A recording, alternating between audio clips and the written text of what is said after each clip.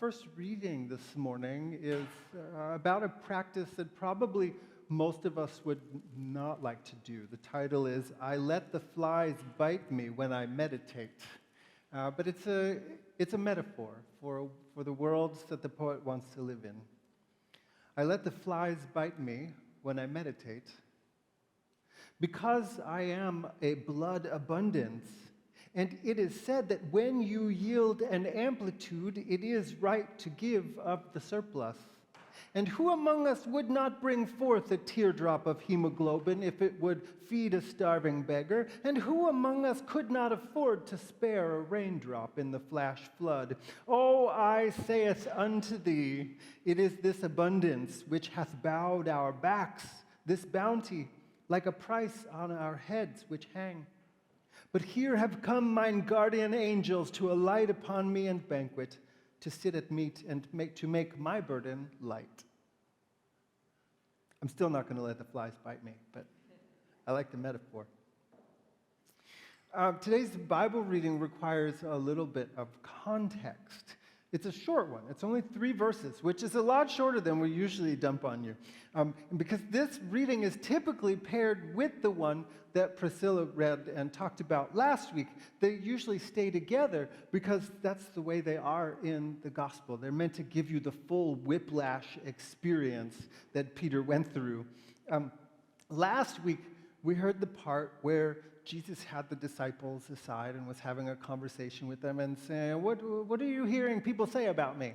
And the disciples told him, and then he said, well, what do you all think about me? What do you think's going on here? And Peter said, well, you are the Messiah. You're the chosen one of God. And Jesus congratulates him.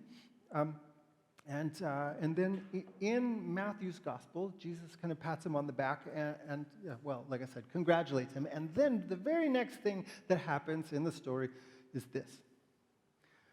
From that time on, Jesus began to explain to the disciples that he must go to Jerusalem and suffer many things at the hands of the elders, the chief priests, the religious scholars, that he must be killed and on the 3rd day raised to life. Let's just notice that Matthew leaves out that it's the Roman Empire that does the crucifying.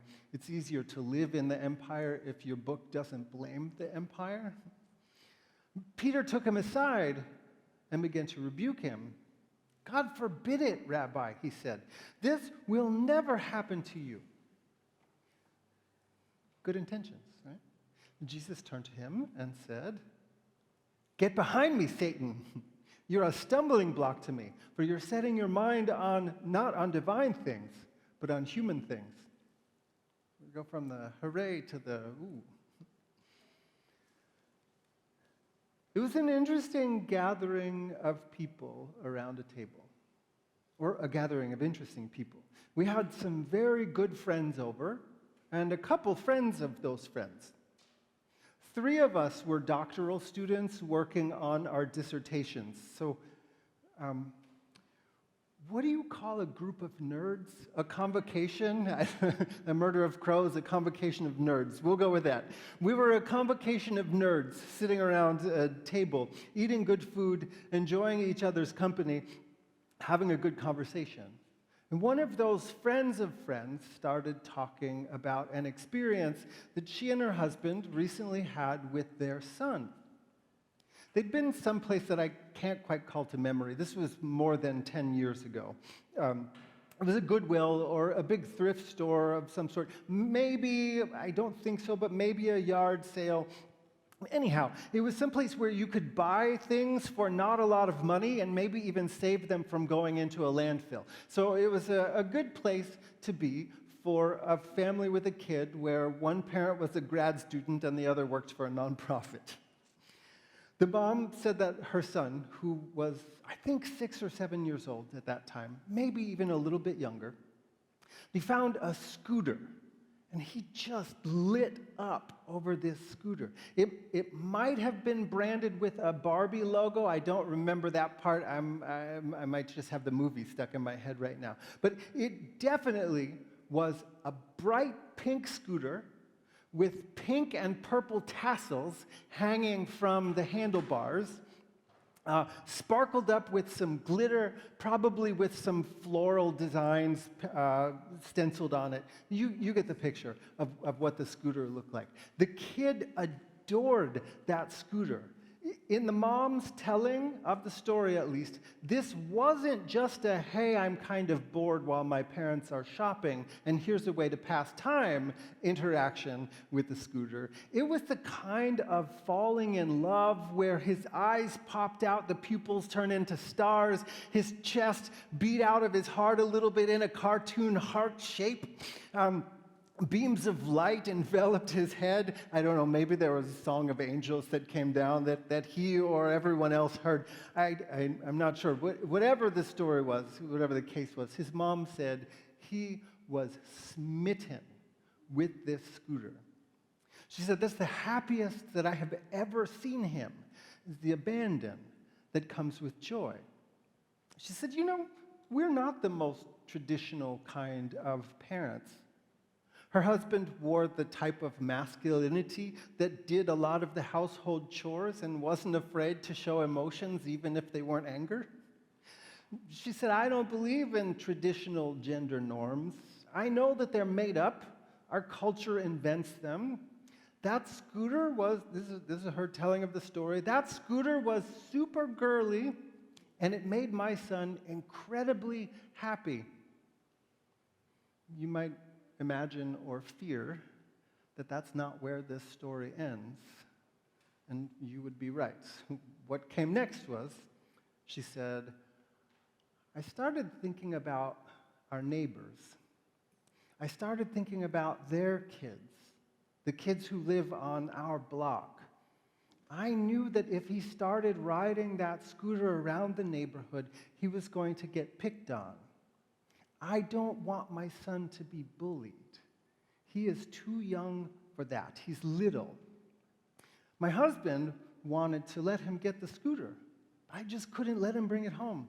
I couldn't do it. It was the hardest thing I have ever done. Kids started crying there in the store. I'm not a parent. This was more than a decade ago. That kid will graduate high school soon, or maybe already has. That kid might have a new set of pronouns by now. I really don't know. I haven't seen this person since then. I have no idea how things have developed in that family, and this story clearly is not the totality of their parenting. And again, I'm not a parent. I don't live in their community. But it seemed to me at the time, and it seems to me now, that she felt herself to be facing a lose-lose decision in which she protected her child from a series of hypothetical traumas at the hands of neighborhood and schoolyard bullies by subjecting him to the single trauma of his mother not letting him have something that he really, really loved. It seemed to me at the time, and it seems to me now, that she felt like her only real choice was to protect him from other children calling his scooter girly by not letting him have a scooter that was girly. It seemed to me at the time, and it seems to me now, that this was not the only possibility. I understand the impulse. Even as someone who is not a parent, I understand that children are precious, that they are in some way extensions of their parents. The children are little amazing creations that rightly call forth a deeply protective instinct. You want to encase them in bubble wrap. Heck, my parents probably should have encased me in bubble wrap. It would have saved a few ER visits. I just re-traumatized my mom right now. I don't know if anyone saw that on her face. But you also have to let them live and experience the world and maybe change the world. You also have to, at some point, let go. Letting go, especially into risk, is a difficult thing to do. In the Bible story, Peter gives us, or in many Bible stories, Peter gives us good examples of this. He moves from the triumph of the teacher giving him the gold star for having the right answer, you are the Messiah, the chosen one of God, to the quivering puppy who Jesus calls Satan.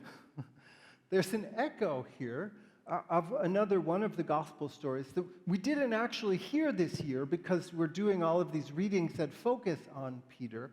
But the season of Lent traditionally starts with the story about Jesus fasting in the wilderness on his own for 40 days. And while he's out there hungry and thirsty, he fever dreams some company.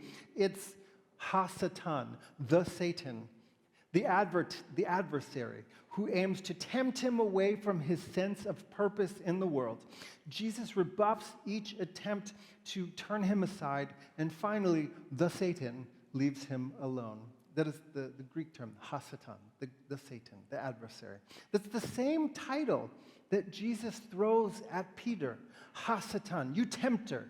It feels harsh in the story, and it no doubt felt harsh to Peter. Peter had correctly named Jesus as Messiah. More than likely, he had in mind a vision of a Messiah who would unseat the Roman oppressors and return the nation to its glory. He wanted, dare we say this, he wanted a government by and for Christians and a nation in which Christians mattered the most.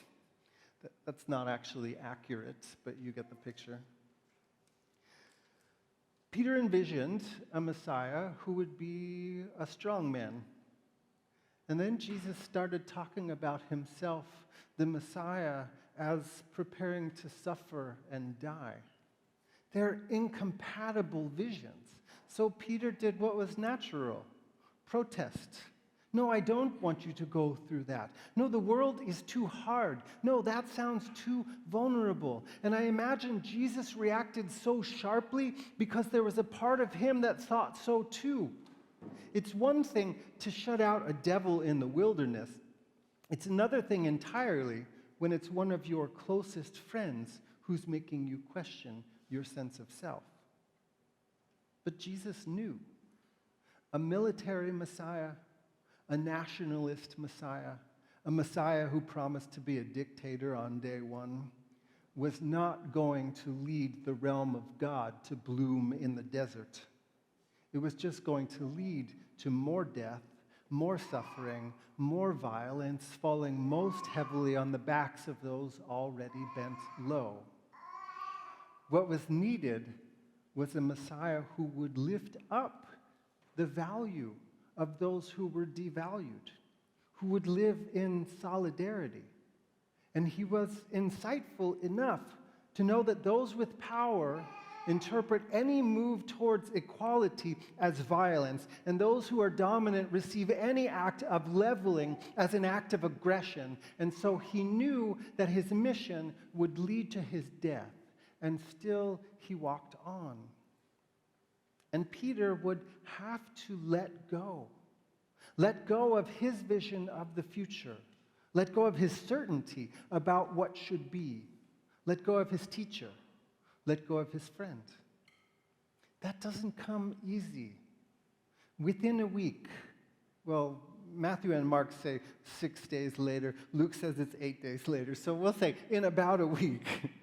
In about a week, Peter was up on a mountain with Jesus, James, and John. It's the transfiguration story where Jesus starts glowing, the cloud rolls in, the dead prophets Moses and Elijah show up and have a conversation. And it's Peter who wants to hold on to that and says, let's build a shelter so we can stay up here and hold on to the moment. Letting go is hard, but it opens up your fists. I think back to that dinner, that convocation of nerds, to the anguish of that mom who knew that the very act by which she was trying to keep her child from being hurt had hurt her child.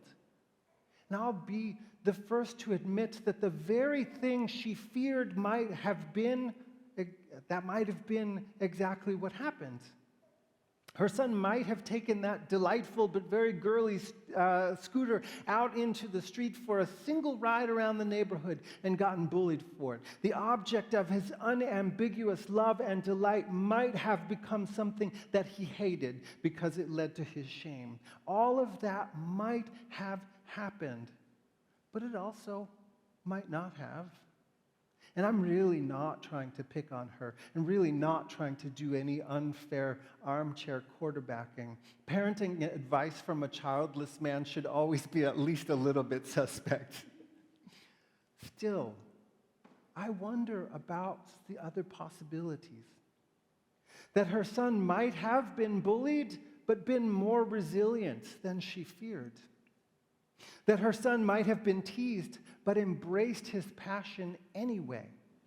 That her son might have learned that his mom was in his corner no matter what, even when she was scared. That her son might have ridden that scooter around the neighborhood and taught the other boys in that neighborhood to love a girly scooter. What I'm saying is, I wonder if Peter and Jesus' story is about how letting go leads to freedom. I wonder if letting our minds be changed, even when we're afraid, opens us up to deeper possibilities.